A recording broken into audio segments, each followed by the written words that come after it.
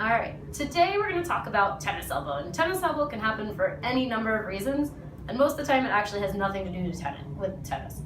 It tends to be more of an overuse injury, and it can be seen a lot from prolonged desk work, typing, mouse work, job-related activities, as well as other things where you're just using your arms and hands a lot. Tennis elbow is the common name for lateral epicondylitis, which is the inflammation of the lateral epicondyle, which is located right here on your elbow. So it's that outer elbow, right where it meets the bone.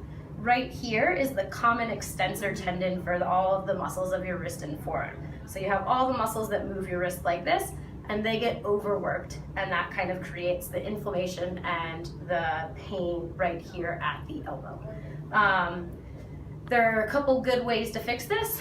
Physical therapy is really helpful because we'll help calm down the irritated muscle structures, take away the inflammation of the joint, and then teach you a number of exercises to kind of help prevent it from reoccurring in the future.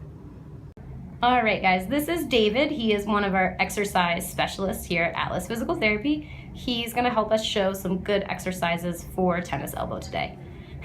Clearly, he's in a lot of pain. The first exercise we're going to do is just going to be a wrist extensor stretch. So this is going to help stretch out the muscles that are getting overworked from the tennis elbow symptoms. So to do this, he's going to have his other hand on top of his wrist. The injured arm is the one that is on the bottom right now. And he's just going to pull his fingers back towards his arm. I'll give you a better angle of that. Look at that. Beautiful. And he'll hold this there for about 10 seconds. This exercise is good to do both with your elbow bent like he's showing and with your elbow straight like he's doing now.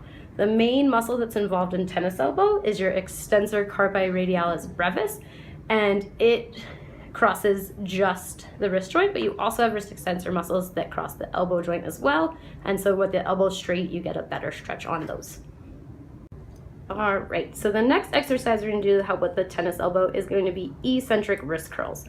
So we work the muscle eccentrically, which means we're working it in a lengthening position instead of a shortening position. And this helps cover muscle control that will help prevent the injury from coming back in the future.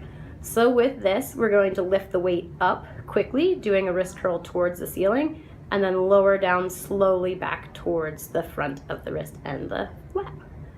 Beautiful work, David.